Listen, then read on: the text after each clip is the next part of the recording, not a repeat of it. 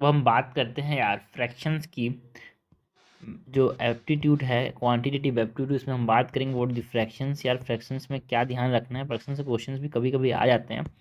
तो अगर हम फ्रैक्शंस की बात करें सो फ्रैक्शन में क्या होता है, फ्रैक्शन यार यहाँ पे आपको समझना है। तो एक तरह से ये क्वांटिटी है that is expressed in the term of a ratio, जिसको हम बोलते हैं न्यूमरेटर अपॉन डिनोमिनेटर, जिसको पी बाई क्यू के फॉर्म में रिप्रेजेंट कर सके। एंड जो पी है वो न्यूमरेटर होगा, क्यू जो है डिनोमिनेटर होगा, and Q is not equals to zero. So what is a fraction? A fraction is a quantity that is expressed in terms of a ratio, and जो fraction है it equals to numerator upon denominator which is p by q की form में हम इसको represent कर सकें, where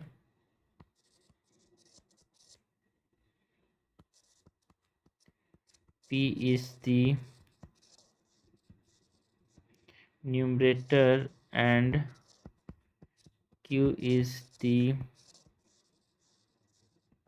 denominator and q is not equal to zero. ठीक है भाई। And if the fraction have same numerator, then जो फ्रैक्शन होगा having greater numerator is smaller fraction. समझना, अगर न्यूमरेटर सेम है तो जिसका डिनोमिनेटर बड़ा होगा वो छोटा होगा।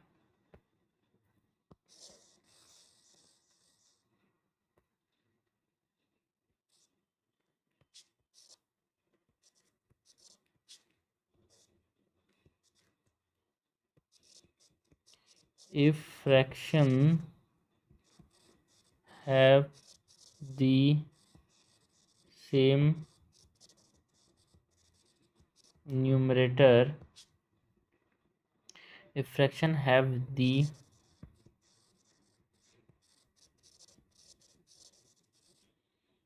numerator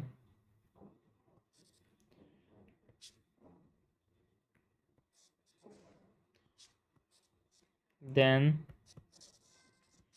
the fraction having a greater denominator is the smaller fraction.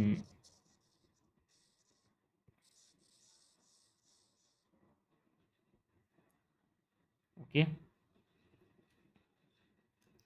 And if fraction have same denominator, ठीक है, न्यूमरेटर सेम है, अगर डिनोमिनेटर सेम होगा तो इसका न्यूमरेटर बड़ा, वो बड़ा fraction. If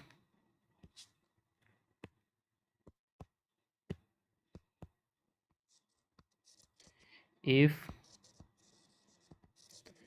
fraction if fraction have the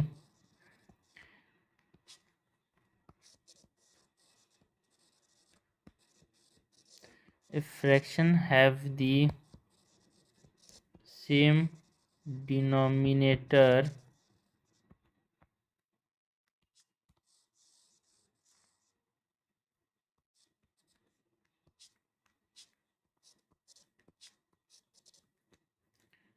then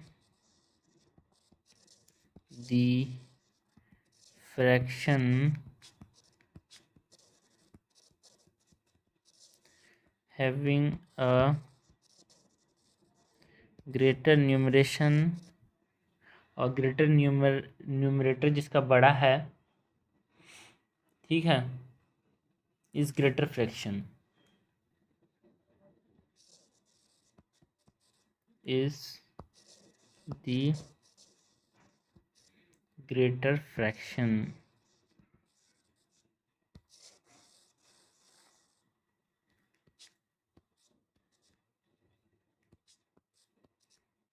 okay. And यहाँ पे एक और चीज़ ये है, bigger the value in the numerator and denominator lesser will be the impact of an addition to the numerator and denominator to the fraction. जितना बड़ा value होगा न्यूमरेटर एंड डिनोमिनेटर में, एडिशन का उतना ही कम इम्पैक्ट पड़ेगा।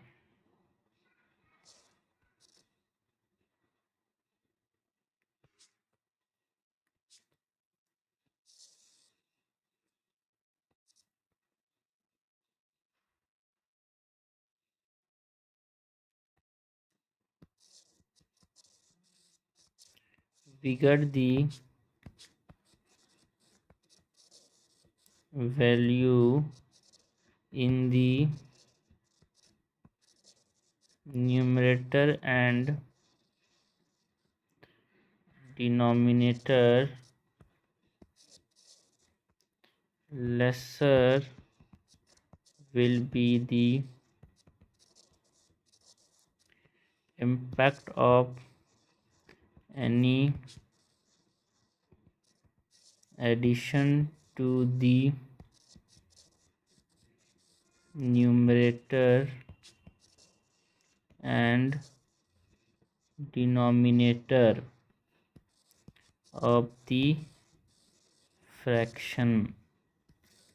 जितना बड़ा वैल्यू होगा न्यूमरेटर एंड डिनोमिनेटर में, जब हम एडिशन करेंगे उतना ही कम प्रभाव पड़ेगा, उतना ही कम इम्पैक्ट होगा। ठीक है। And if numerator and denominator of the fraction are increased by the same positive quantity, दोनों को न्यूमरेटर एंड डिनोमिनेटर को सेम पॉजिटिव क्वांटिटी से हमने बढ़ाया, तो जो रिजल्टिंग फ्रैक्शन है it will be always greater than the original fraction.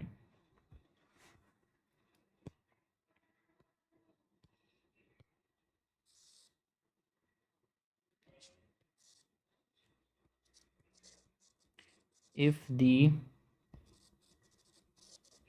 numerator and ये सब इंपॉर्टेंट प्रॉपर्टीज जो कि याद होना चाहिए, numerator and denominator of a fraction are increased by the same positive quantity,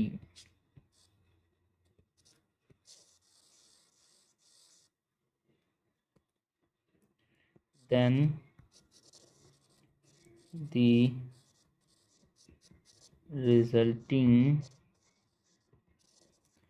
fraction will always be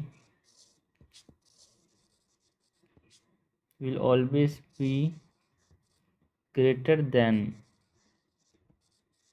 the original fraction. मतलब इसको आप समझो कि कोई नंबर है यार, यहाँ पे सपोज 3/8 कोई नंबर है, इसको मैंने 2 से ऐड किया, इसको 2 से ऐड किया, तो मतलब कितना बचा 5/11। तो जो 5/11 का जो फ्रैक्शन होगा वो बड़ा होगा एज़ कम्पेयर टू 3/8 से। चलो 3/8 कितना होता है, 0.30 हो जाएगा, तो पॉइंट कितना हो जाएगा ये 0.3, ये पॉइंट लगाएंगे 0 होती है, कितना हो जाएगा 0.4। तो ये बढ़ गया है भाई। ठीक है, ये बोलना चाह रहा था। तो ये हमने इंपॉर्टेंट चीज़ों की बात की फ्रैक्शंस के अंदर। ठीक है, p/q की फॉर्म में रिप्रेजेंट कर सकते हैं उसको, हम क्या बोल रहे हैं, फ्रैक्शन बोल रहे हैं। p न्यूमरेटर होगा, q डिनोमिनेटर होगा, and q is not equals to 0। अगर न्यूमरेटर सेम है, नीचे वाला q ऊपर वाला p सेम है, तो p सेम है तो जो q की वैल्यू जितनी बड़ी होगी सामने वाला फ्रैक्शन उतना ही छोटा होगा। एंड अगर डिनोमिनेटर सेम है, q सेम है, तो p जिसका बड़ा होगा वो, जिसका न्यूमरेटर बड़ा होगा वो फ्रैक्शन बड़ा होगा। अगर यहाँ पे न्यूमरेटर एंड डिनोमिनेटर दोनों से यहाँ पे किसी वैल्यू को एडिशन कर रहे हैं, जैसे कि 10 3/8 इसमें एक ऐड किया, और एक है 30/80 इसमें एक ऐड किया, तो जिसमें ज़्यादा प्रभाव किसमें पड़ेगा भाई, इसमें, ये छोटा वैल्यू में ज़्यादा एडिशन का इम्पैक्ट पड़ेगा। जितना ज़्यादा न्यूमरेटर एंड डिनोमिनेटर होगा उतना ही लेस इम्पैक्ट होगा एडिशन का। एंड अगर न्यूमरेटर एंड डिनोमिनेटर को इंक्रीज़ किया जाए सम पॉजिटिव क्वांटिटी से, है ना, सो हमारे पास जो रिजल्टिंग जो नंबर आएगा वो ऑलवेज जो ओरिजिनल फ्रैक्शन से बड़ा आएगा। ठीक है, ये फ्रैक्शंस के बारे में इंपॉर्टेंट चीज़ें हैं। हम नाउ क्वेश्चन देखते हैं। तो हम बात करते हैं जो फ्रैक्शन से जो प्रीवियस ईयर क्वेश्चन आए थे यार। सो यूपीएससी सीटेट 2021 में हमसे पूछा गया है half of the villagers of a certain village have their own houses, 1/5 of the villagers cultivate paddy, ठीक है, आधे लोगों के पास ओन हाउसेस हैं, 1/5 जो है they cultivate paddy, 1/3 of the villagers are literate, 1/3 जो है लिटरेट है, 4/5 of the villagers are under 25, 4/5 जो है वो अंडर 25 है। So the following statement is correct, हमसे करेक्ट पूछा जा रहा है, और villagers who have their own houses are literate, है ना, 1/3 मतलब 0.5 लोगों के पास यहाँ पे, अगर चलो टोटल नंबर ऑफ विलेजर्स हम कितने मान लें, एक नंबर मान लेते हैं भाई, चलो यहाँ पे अगर हम समझें कि 300, ये हम 300x एक टोटल नंबर ऑफ विलेजर्स हैं, तो अगर हमारे पास आधे लोगों के पास खुद का हाउस है तो 150x के पास खुद का हाउस है, कल्टीवेट करते हैं पैडी, तो हमने कैसे किया, यहाँ पे 300 इंटू 1/2 किया, ये मान के चलो क्योंकि आसान होता है इसमें समझने में, let total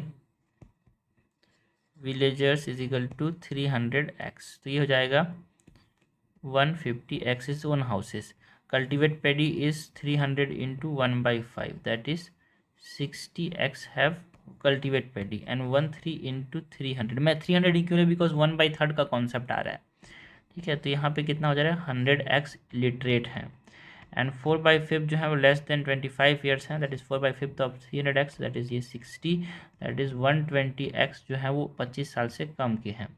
so all villagers who have own houses, तो ओन हाउसेस कितने 150 विलेजर्स हैं, और 100x जो है वो क्या है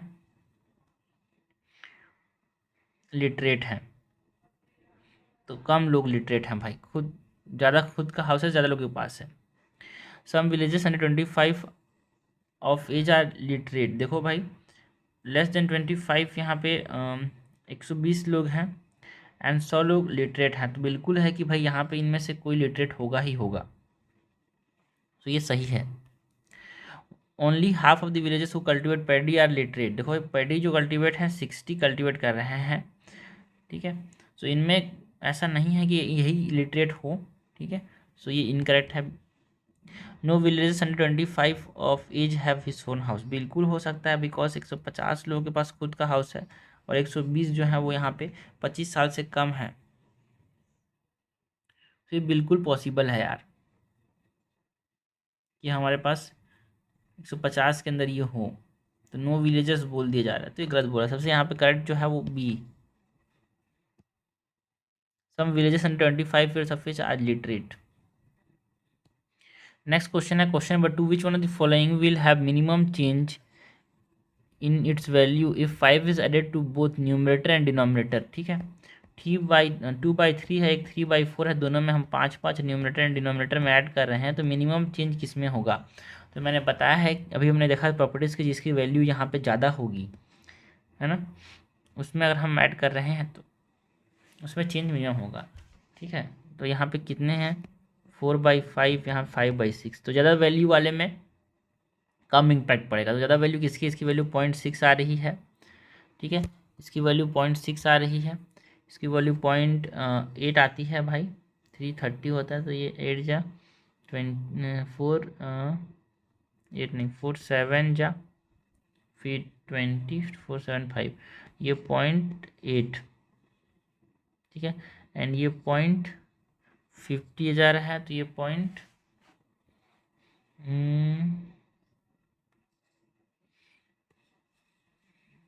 8 जा 48 फिर 20.83, तो 5/6 की वैल्यू सबसे बड़ी है, तो इसका सबसे कम इम्पैक्ट होगा।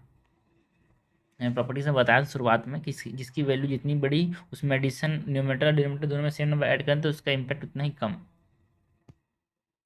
ना। क्वेश्चन नंबर 3 है यार, if the numerator and denominator of a proper fraction are increased by the same positive quantity which is greater than 0 the resulting fraction is, ठीक है, ऑलवेज याद रखना, अभी तो हमने प्रॉपर्टीज देखा, अगर न्यूमरेटर एंड डिनोमिनेटर को इंक्रीज कर रहे हैं सेम पॉजिटिव क्वांटिटी से, तो जो रिजल्टिंग फ्रैक्शन आएगा always be greater than the original fraction. यार ये हमेशा बड़ा होगा अपने जो पहले के फ्रैक्शंस है उससे। इससे पहले वाले क्वेश्चन में हमने अप्लाई भी किया था उसको ना। क्वेश्चन नंबर 4 है, in a group of person 70% of person are male and 30% of the person are married. ठीक है, 70% जो है दैट इज 70/100 जो है वो क्या है, they are male, and 30/100 suppose of x, हम इसको मान के चलते हैं टोटल ग्रुप जो पर्सन है, total number of person in a group is x. तो यहाँ पे 3/10 x are married, 2/7 of male are married, 2/7 of male are married. What fractions of female are single? ठीक है, सिंपल सा क्वेश्चन है, आपको समझना है भाई। Number of males in the group ये हमने कितना निकाला भाई, ये 7/10 x. Number of female in the group कितना आ जाएंगे,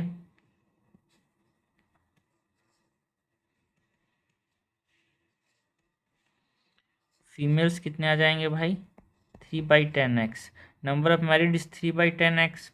सो अनमैरिड कितने आ जाएंगे भाई यहाँ पे, 7/10 एक्स। ठीक है, मैरिड पर्सन्स हमारे पास, ठीक है, यहाँ पे मैरिड पर्सन्स कितने, 3/10 x. Number of male married हमको दिया हुआ है 2/7 of males, that is 2/7 of males, that is 7x/10। ठीक है, ये हमारे पास मेल्स हो गए, मेल्स के 2/7, तो यहाँ पे हमारे पास 1/x/5, 1 तो ऐसे ही भी लिख सकते हैं इसको, 2x/10 भी लिख सकते हैं। 2x/10 जो है ये मेल्स मैरिड हैं। ठीक है, so number of female married ये कितना हो जाएगा, 3x/10। ये टोटल यहाँ पे फीमेल है क्या, बिल्कुल। इसमें से हमने फीमेल्स में से मैरिड मेल्स को माइनस कर दिया, तो ये single number of married females आ जाएंगे। ठीक है, टोटल फीमेल्स में से हमने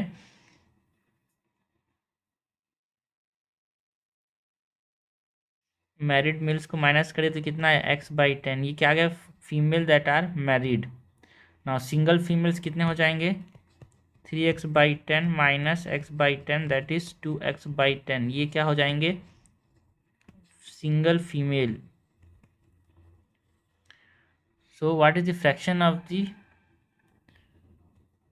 females, okay, what fractions of females are single.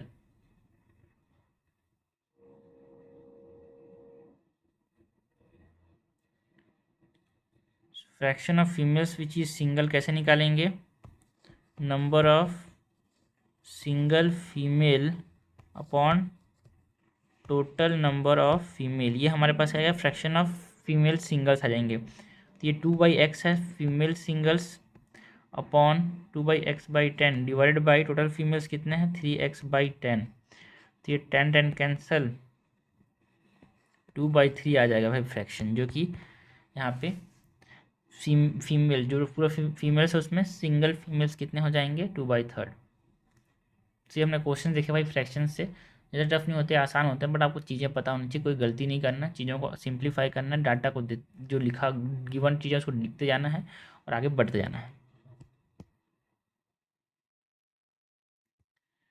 सो ये हमने क्वेश्चंस किए from the topic of fractions यार।